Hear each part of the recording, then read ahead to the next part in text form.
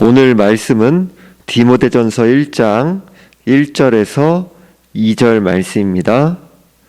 디모데전서 1장 1절에서 2절 말씀, 제가 가진 신약 성경 337쪽에 있습니다. 디모데전서 1장 1절에서 2절 말씀을 봉독하겠습니다. 우리 구주 하나님과 우리의 소망이신 그리스도 예수의 명령을 따라 그리스도 예수의 사도된 바울은 믿음 안에서 참 아들 된 디모데에게 편지하노니, 하나님 아버지와 그리스도 예수 우리 주께로부터 은혜와 긍휼과 평강이 내게 있을지어다. 아멘. 기도드리겠습니다. 하나님 아버지, 우리들이 오직 그리스도의 의를 힘입어 오직 성령을 의지하여 하나님의 거룩하신 구원의 경륜 안에서 그 하나님의 뜻을 소망하며 그것을 향하여 우리의 생각과 마음이 향하기를 바라고 원합니다. 하나님의 놀라우신 역사를 주관하시고 그 섭리하시는 그 손길 가운데서 우리에게 성경 말씀을 주셨고, 그 가운데 오직 성령의 비추심 아래서 또 디모데전서의 말씀을 살펴볼 때에 성령께서 모든 과정을 주장해 주시고 은혜 베풀어 주시고 말씀을 통하여 오직 주께서 은혜로 역사하여 주옵소서. 오직 주님께서만 홀로 영광받아 주옵시오며 살아계신 우리 주 예수 그리스도의 이름으로 기도하옵나이다. 아멘. 우리가 앞으로 살펴보게 될 디모데전서는 흔히 목회 서신이라고 부르는 이제 디모데전서, 디모데후서, 디도서에 속해 있는 편지 중에 하나입니다. 목회 서신이란 명칭은 1703년에 베도라는 사람이 처음 사용했고요. 이후 1726년에 안톤에 의해서 대중화되었습니다. 목회 서신은 지역교회에 관한 목회에 대한 문제를 다루고 있습니다. 디모데전서가 쓰여진 배경으로는 바울은 에베소에 있는 디모데를 속히 볼 것을 기대했습니다. 하지만 바울은 자신이 디모데를 만날 것이 늦어질 것으로 보았습니다. 그래서 디모데에게 본 편지를 통해 자신이 없는 동안, 부재하는 동안 교회의 삶을 어떻게 목양해야 하는지를 가르치고자 마케도니아의 빌립보에서 본 편지를 기록한 것으로 추정합니다. 즉 1장 3절 내가 마게도냐로 갈 때에 너를 권하여 에베소에 머물라 한 것은 이 말씀을 근거로 이렇게 추정하는 것이죠. 따라서 디모데전서는 디모데 개인에게 보내졌지만 사적인 내용을 담은 것이 아닙니다. 오히려 공적인 책임을 지고 있는 디모데에게 편지를 쓰며 바울은 서신 전체에 걸쳐 디모데를 넘어 교회를 바라보고 있습니다. 이 사실은 본 서신의 마지막 절인 6장 21절에서 은혜가 너희와 함께 있을지어다 라는 말씀에서 보는 것처럼 바울이 너희, 즉 복수형을 쓰고 있다는 사실에서 교회를 바라보면서 본 편지가 기록되었다는 사실을 가르쳐 줍니다. 디모데전서를 통해 대부분의 사람들은 디모데가 우리와 비슷한 모든 면에서 연약한 사람이라는 사실을 발견하게 됩니다. 4장 12절에서 누구든지 내 연소함을 업신여기지 못하게 하고 라고 말씀합니다. 디모데가 바울의 선교 여행에 동참했을 때가 10대 후반이나 20대 초반쯤이라면 13년에서 14년이 지난 지금은 30대 중반 정도가 되었다는 사실을 알 수 있습니다. 고대인들은 이 정도의 나이를 연소한 측에 속하는 것으로 여겼습니다. 디모데는 바울이 부과한 무거운 책임을 감당하기에는 아직 경험이 부족하고 미성숙하다라고 자신이 느꼈을 것입니다. 바울은 고린도전서 16장 10절에서 디모데가 이르거든 너희는 조심하여 그로 두려움이 없이 너희 가운데 있게 하라. 이는 그도 나와 같이 주의 일을 힘쓰는 자임이라 라고 말씀합니다. 또한 디모데후서 1장 7절에서 하나님이 우리에게 주신 것은 두려워하는 마음이 아니요 오직 능력과 사랑과 절제하는 마음이니 라고 말씀합니다. 추론컨대 디모데는 확증과 격려와 제 확신이 계속 필요했던 수줍고 소심한 사람이라고 생각해 볼 수 있습니다. 또한 디모데는 육체적으로 허약했고 반복되는 위장병으로 고생했습니다. 본서신 5장 23절에서 이제부터는 물만 마시지 말고 내 위장과 자주 나는 병을 위하여는 포도주를 조금씩 쓰라라고 말씀합니다. 바울이 치료를 위해 디모데에게 조언하는 내용을 보여줍니다. 이러한 말씀들로 재구성해 보았을 때 디모데는 연소했고 수줍고 허약한 사람으로 보여집니다. 이런 여러 가지의 약점으로 보았을 때 디모데는 에베소와 근교에 있던 교회들을 책임지기에 자격이 부족한 사람이었다라고 여겨질 수도 있었을 것입니다. 그러나 이러한 약점에서 우리의 모습을 보게 되고 또한 디모데에게 하나님의 은혜는 풍족했습니다. 바울은 디모데후서 2장 1절에서 내 아들아 그러므로 너는 그리스도 예수 안에 있는 은혜 가운데서 강하고, 그리스도 예수 안에 있는 은혜가 함께하기에 디모데뿐만 아니라 우리도 주님을 의지하여 주님을 섬기고 교회를 섬겨나가는 일에 오직 은혜로 참여하는 것입니다. 디모데 전서는 바울이 거짓 교사들이 다른 교훈, 즉 신화와 족보를 가르치는 것을 막도록 하기 위한 목적을 가지고 있습니다. 목회 서신들이 기록된 주 60년대에 교회들이 직면했던 보편적인 상황을 염두에 두고 다른 교훈과 거짓 교사에 흔들리는 교인들을 바로 세우고자 했습니다.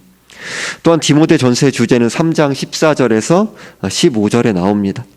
내가 속히 내게 가기를 바라나 이것을 내게 쓰는 것은 만일 내가 지체하면 너로 하여금 하나님의 집에서 어떻게 행하여야 할지를 알게 하려 함이니 이 집은 살아계신 하나님의 교회요 진리의 기둥과 터니라 라고 말씀합니다.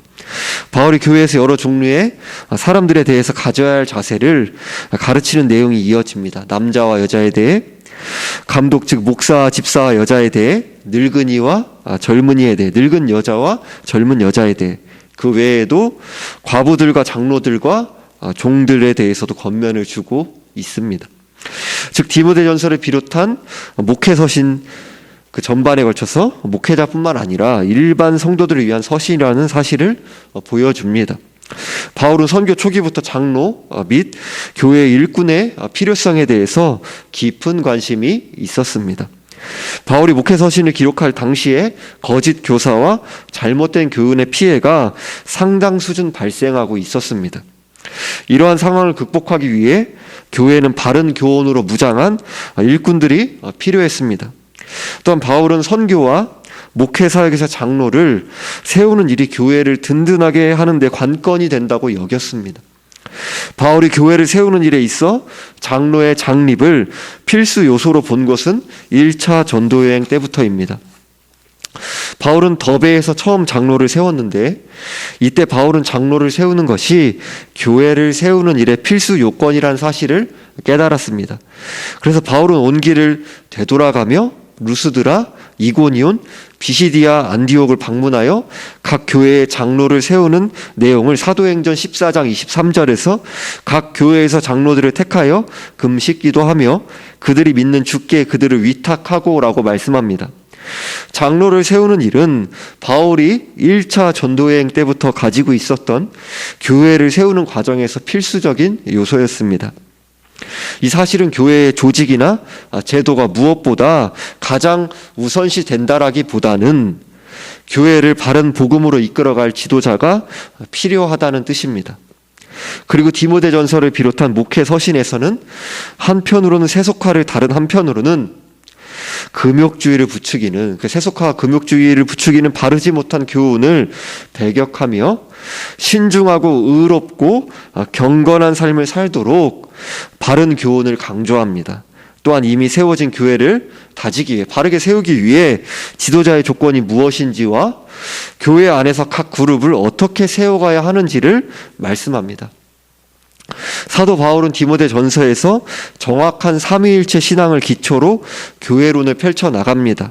디모데전서 6장 15절에 16절에서 기약이 이르면 하나님이 그의 나타나심을 보이시리니 하나님은 복되시고 유일하신 주권자이시며 만왕의 왕이시며 만주의 주시오 오직 그에게만 죽지 아니함이 있고 가까이 가지 못할 빛에 거하시고 어떤 사람도 보지 못하였고 또 볼 수 없는 이시니 그에게 존귀와 영원한 권능을 돌릴지어다. 아멘. 이렇게 말씀합니다.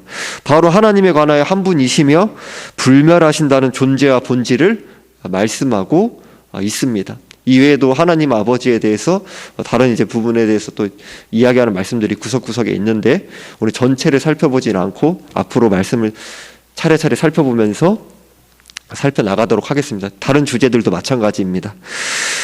또한 예수 그리스도에 관하여 2장 5절에서 6절에서 하나님은 한 분이시요 또 하나님과 사람 사이에 중보자도 한 분이시니 곧 사람이신 그리스도 예수라. 그가 모든 사람을 위하여 자기를 대속물로 주셨으니 기약이 이르러 주신 증거니라 라고 말씀합니다. 예수 그리스도께서 하나님과 사람 사이의 중보자가 되셔서 의의 영광에 계신 하나님과 죄의 비참함에 빠진 사람 사이에 절대적인 단절을 연결할 수 있는 것은 하나님이시면서 사람이신 유일한 중보자이신 예수 그리스도께서만 가능한 일입니다. 사람이신 그리스도는 죄를 해결하기 위한 대속물이 되셨습니다. 성령에 관하여는 4장 1절에서 그러나 성령이 밝히 말씀하시기를 후일에 어떤 사람들이 믿음에서 떠나 미혹하는 영과 귀신의 가르침을 따르리라 하셨으니 라고 말씀합니다. 성령을 밝히 말씀하시는 분이라고 합니다. 사람의 눈으로는 미혹의 영에 의해 부추김을 받는 거짓말과 외식을 분별해내기가 어렵습니다. 오직 거룩하신 영만이 미혹하는 영을 정확하게 분별하시며 미혹하는 영을 확실하게 분별하는 법을 가르쳐 주십니다. 바울은 신자들이 성령께 전적으로 의지해야 한다는 사실을 말씀을 통해 가르쳐 줍니다. 다음으로 교회에 관한 바울의 가르침을 살펴보면 3장 15절에서 만일 내가 지체하면 너로 하여금 하나님의 집에서 어떻게 행해야 할지를 알게 하려 함이니 이 집은 살아계신 하나님의 교회요 진리의 기둥과 터니라 라고 말씀합니다. 교회를 가정적인 개념으로 말씀하고 있습니다. 따라서 교회는 단체가 아니라 가족입니다. 교회는 이익 때문에 존재하는 것이 아니라 사랑 때문에 존재합니다. 그런데 하나님의 집인 교회는 살아계신 하나님이 다스리기 때문에 항상 살아 있습니다. 교회는 진리의 기둥과 터라고 말씀합니다. 그래서 교회는 진리에 서 있고 진리를 세웁니다. 다음으로 여성의 위치에 관하여 가르쳐 줍니다.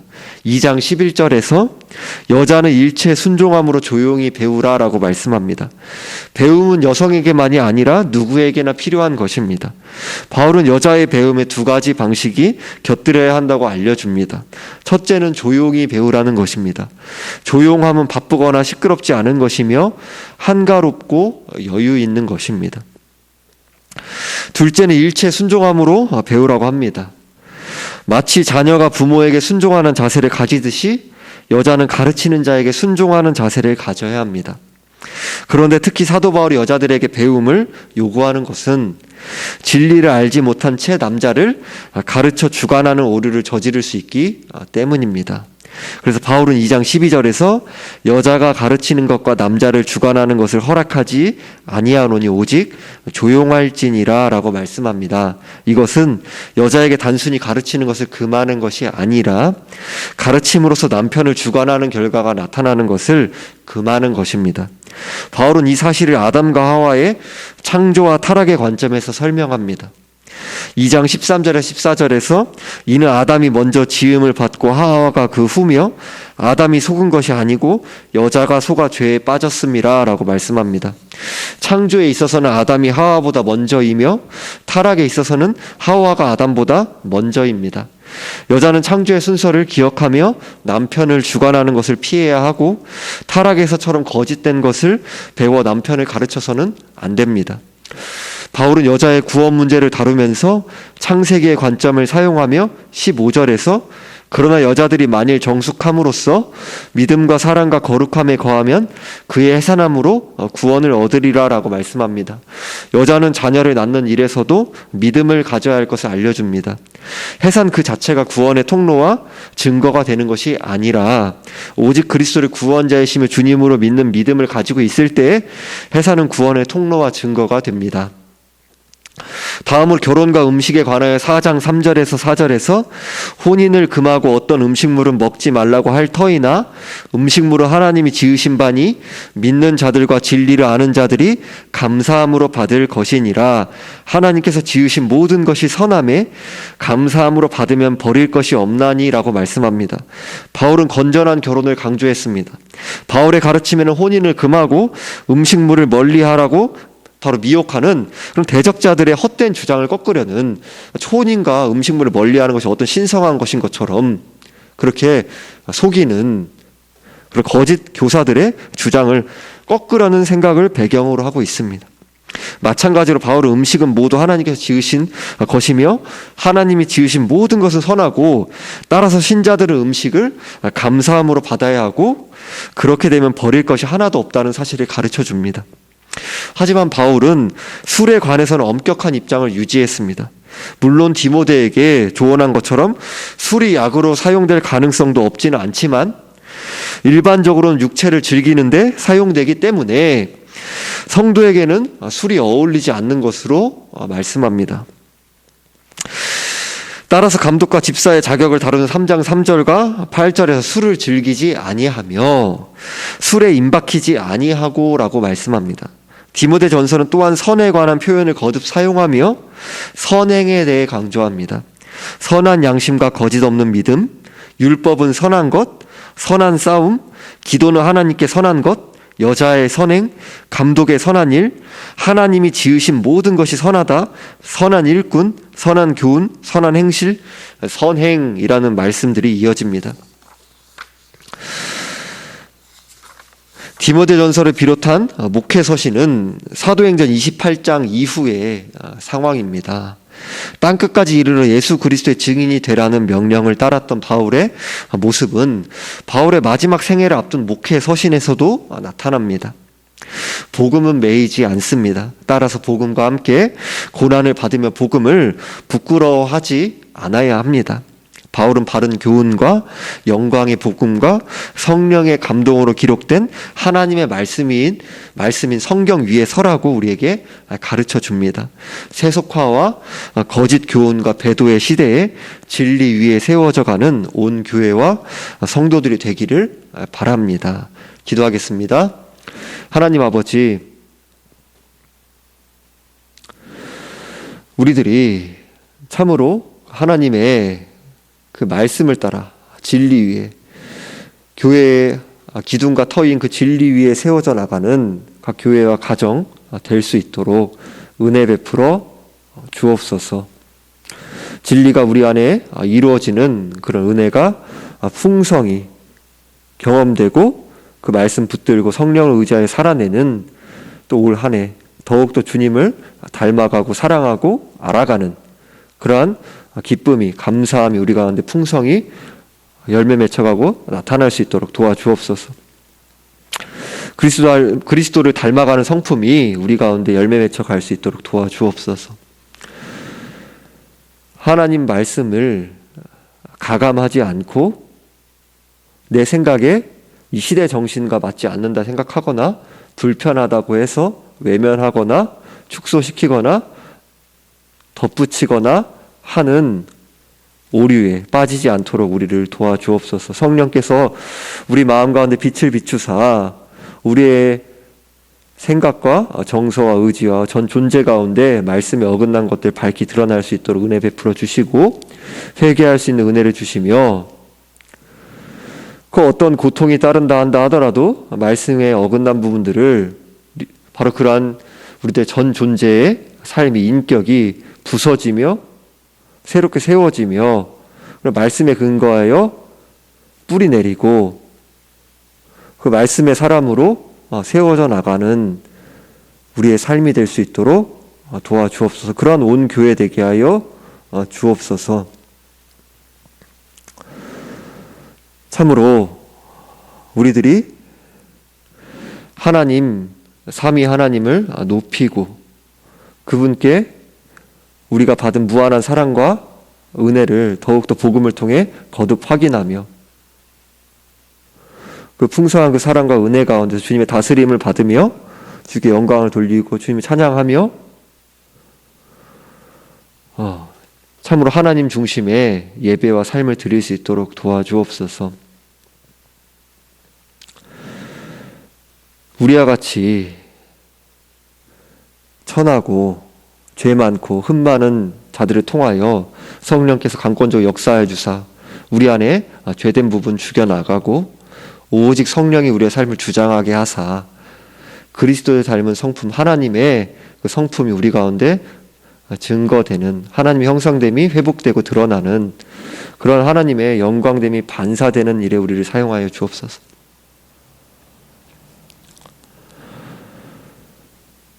우리들이 참으로 살아가면서 만나게 되는 또 한 주간을 살아가면서 겪게 되는 여러 고난과 질병과 여러 예측할 수 없는 상황들 가운데 모든 것을 주님께 내어 맡길 수 있는 그런 믿음을 허락하여 주옵소서. 그리고 우리의 삶이 무엇을 위하여 주어져 있는지 참으로 우리의 기도와 우리 삶이 처음에는 나의 어떠함 가운데 집중되며 또 그 가운데 하나님 앞에 토로하며 또 시작되지만 그 가운데서 주의 강권적인 은혜 가운데 진리의 말씀 가운데 우리 자신이 초점을 맞추고 그런 은혜를 힘입어서 다시금 그 하나님을 향하여 우리의 마음과 생각이 향하고 새로워지며 새 힘을 얻고 그러함으로 거룩하신 하나님의 그 경륜 가운데 구원의 계획 가운데 섭리 가운데 우리의 인생이 놓여져 있다라는 그 은혜 가운데서 주님께서 맡겨진 가정과 사회와 삶의 자리를 섬기고 하나님을 섬길 뿐만 아니라 이웃을 섬기며 이미 복음을 통하여 그리스도의 영광된 그 광채를 이미 옷 입은 자로 그리스도로 만족하며 하나님께서 그 기뻐하시는 삶으로 진실된 예배와 삶으로 하나님의 기쁨이 되고 또 이웃에게도 또 기쁨이 되는 오직 주님만 드러내는 그러한 삶이 되게 하여 주옵소서. 감사드리며 우리 주 예수 그리스도의 이름으로 기도드립니다. 아멘.